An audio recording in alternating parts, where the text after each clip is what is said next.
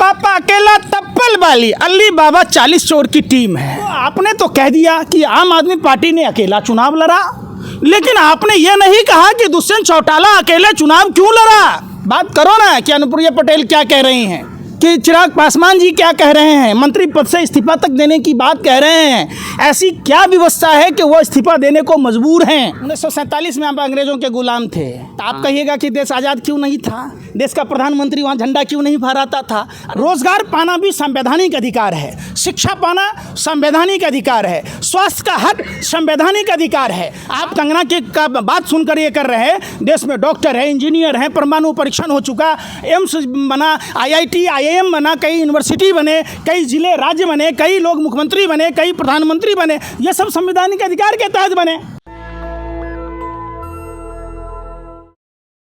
ये नहीं पता है। आप लोग कहते पापा अकेला तप्पल वाली, पापा अकेला तप्पल वाली अली बाबा 40 चोर की टीम है। और गठबंधन देखिए क्या है, लोकसभा में मोदी देश के लिए सरदर्द है। मोदी देश को गुमराह करने वाले ऐसे नेता हैं जो भारत को बर्बाद कर रहे थे। ऐसे में वो तमाम राजनीतिक पार्टियां जो लोकतंत्र पर भरोसा करती है, जो भारत के आवाम की बात कहती है, उसको मिलजुल कर चुनाव लड़ना चाहिए। और यही हुआ। आपने तो कह दिया कि आम आदमी पार्टी ने अकेला चुनाव लड़ा, लेकिन आपने ये नहीं कहा कि दुष्यंत चौटाला अकेले चुनाव क्यों लड़ा। क्या ऐसी वजह थी जो दुष्यंत चौटाला ने भाजपा गठबंधन को छोड़कर चुनाव लड़ा। आप उस पर चर्चा कर लेते। आप निष्पक्ष पत्रकार नहीं हैं। आप जिस तरीके से राजा महाराजा पहले महान रखते थे, राजा का गुण गाने के लिए आप जैसे देश के गोदी मीडिया को रखा हुआ है। आप भगवा चश्मा पहने हुए हैं, एक तरफा दिखता है। एक कान्हा हाथी जा रहा था, एक ही तरफ चरता हुआ जा रहा था, दूसरे तरफ की हरियाली न दिख रही थी। आपका सेम वही चीज़ है।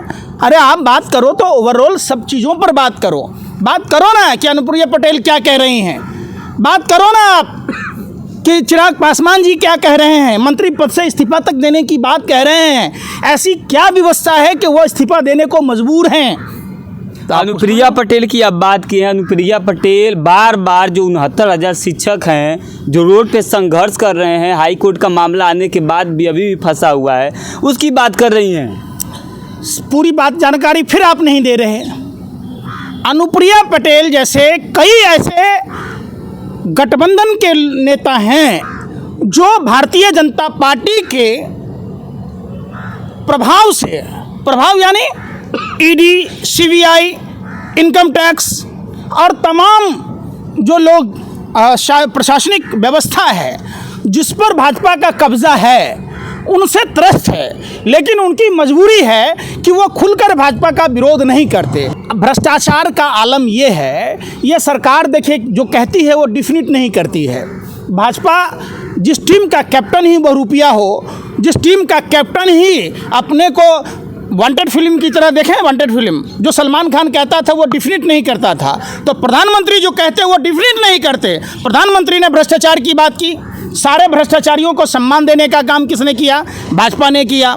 आप अगर देखेंगे पूरे देश के जितने भ्रष्टाचारी थे, भाजपा में जो चाल चरित्र चेहरा की बात होती थी, जो जितना बड़ा लुच्चा उतना बड़ा ऊंचा। आप देखिए हेमंत बिस्व शर्मा वाटर स्कैम का कोई दूसरा आरोप नहीं लगाया, भाजपा के नेताओं ने आरोप लगाया था और उन्हीं भाजपा के नेताओं ने उनको सम्मान दिया, मुख्यमंत्री बनाया। जितना आवाज़ हर मुद्दों पर राहुल गांधी ने उठाया, शायद तुम्हारी विकृत मानसिकता का ये परिचय है और दलाली का नतीजा है कि तुम इस बात को इग्नोर कर रहे हो। आप चाहे जितने मुद्दे गिनाए हों, अगर संसद का आप अगर देखोगे रिकॉर्ड, सबसे ज़्यादा मुद्दा देश के विपक्ष के नेता राहुल गांधी ने सड़क से लेकर संसद तक लड़ाई लड़ी है। निश्चित तौर पर मैं किसी राजनीतिक पार्टी का विरोध नहीं करता। भाजपा का विरोध चाहे वो 3 कृषि काला कानून को लेकर हो, अग्निवीर योजना को लेकर हो, देश के पहलवान बेटियों के सम्मान में हो, या मणिपुर का मामला हो, लद्दाख का मामला हो, कश्मीर को स्टेटहुड देने का बात हो। आप ये सारी चीजें बता रहे हैं, ठीक है, मैं आपकी बात समझ रहा हूँ। सुनिए CBI, ED, income tax, NEET, तमाम परीक्षा के मामलों में जितना सवाल राहुल गांधी ने उठाया है उतना देश का कोई भी नेता नहीं उठाया। राहुल गांधी जातीय जनगणना की बात करते हैं, हाँ। आप मानते हैं? क्यों नहीं मानते? अच्छा है, बिल्कुल है। कांग्रेस 1952 में जातीय जनगणना क्यों बंद कर दी? अच्छा, 1947 में आप अंग्रेजों के गुलाम थे, तो आप कहिएगा कि देश आज़ाद क्यों नहीं था? देश का प्रधानमंत्री वहाँ झंडा क्यों नहीं फहराता था? अरे जब जो था उसको छोड़ो ना। मैं आजाद भारत की बात कर रहा हूँ, अब आप अंग्रेजों की बात कर रहे हैं। किसने दिलाई? किसने दिलाई? बताइए। किसके बाप दादाओं ने जेल गया? किसके कौन दिलाया देश को आजाद? कांग्रेस पार्टी ने दिलाया। पार्टी ने कराया। नेतृत्व में, हाँ। भगत सिंह, जो शहीद भगत सिंह किस पार्टी से थे? सुन तो लो, शहीद भगत सिंह किस पार्टी से थे? वही बात कह रहा हूँ, सबसे ज्यादा अगुवाई, आप समझो। मैं आपसे पूछ रहा हूँ कि भगत सिंह किस पार्टी से थे? गांधी जी किस पार्टी के थे? सुभाष चंद्र बोस किस पार्टी के थे? पंडित जवाहरलाल नेहरू किस पार्टी के थे? देखिए, नेतृत्व जो करता है, नेतृत्वकर्ता का नाम होता है। उसके बाद आप देखिए, ऐसा हम नहीं कह रहे कि भगत सिंह की फांसी कोई व्यर्थ थी, हम कंगना नहीं हैं। भगत सिंह, खुदीराम बोस, अशफाक उल्लाह खां, ठाकुर रोशन सिंह, तमाम पंडित राम प्रसाद बिस्मिल, चंद्रशेखर आज़ाद, सुभाष चंद्र बोस, सबके सामूहिक लड़ाई से, लेकिन आज़ादी की लड़ाई का नेतृत्व कांग्रेस ने किया। आप इग्नोर नहीं कर सकते, आप ये नहीं कह सकते कि देश की आज़ादी की लड़ाई कांग्रेस ने नहीं लड़ी। आप इग्नोर नहीं कर सकते। अगर आप करते हैं तो आप विकृत मानसिकता के लोग हैं। कांग्रेस ने अपनी कई पीढ़ियां देश के निर्माण में खोया है। देश के प्रथम प्रधानमंत्री पंडित जवाहरलाल नेहरू 11 बार से अधिक जेल गए। उनकी माता स्वरूप रानी को जब लाला लाजपत राय के साथ लाठियां खाई और उन्होंने देश के लिए शहादत दी। पंडित जवाहरलाल नेहरू की पत्नी कमला नेहरू जी ने शहादत दी। बिल्कुल ये समझो कि सुभाष चंद्र बोस, सरदार पटेल और नेहरू में कोई मतभेद नहीं था। ये भाजपा, आरएसएस, संघी जनसंघ के लोगों ने तो के चाहे जिस पार्टी की सरकार रही हो, देश के नवनिर्माण में वो सब भारत के निर्माण में अपना योगदान दिया। आप उसको इग्नोर नहीं कर सकते। और संविधान पर हाथ रख के ही कसम खाकर वो शपथ लेते हैं। और आप अपने हिसाब से उछल कूद के कोई भी मुद्दा बना दो। तो संविधान पे तो मोदी जी भी तो संविधान की शपथ खाते हैं। मैं क्या कह रहा हूँ सुन तो लो।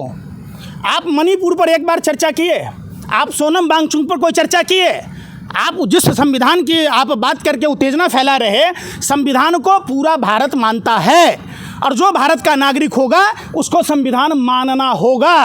संविधान लोग मानता था, मानता है, और जब तक ये देश है तब तक संविधान है, संविधान को मानता रहेगा। ये सुनो, ये सब चीज़ें नहीं होती।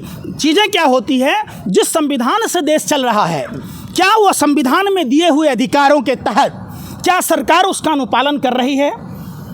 रोजगार पाना भी संवैधानिक अधिकार है, शिक्षा पाना संवैधानिक अधिकार है, स्वास्थ्य का हक संवैधानिक अधिकार है, और तमाम जो आप देख रहे हैं देश में समस्याएं हैं, हर आदमी को संविधान ने बरोबर का हक दिया है और उसके तहत आदमी को लड़ना चाहिए। 65 साल में आप लोग कितने लोगों को अधिकार दिए हैं?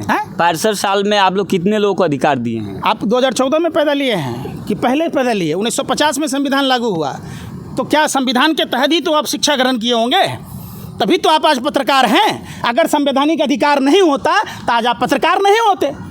फिर आप इस विषय को मिसगाइड नहीं कीजिए।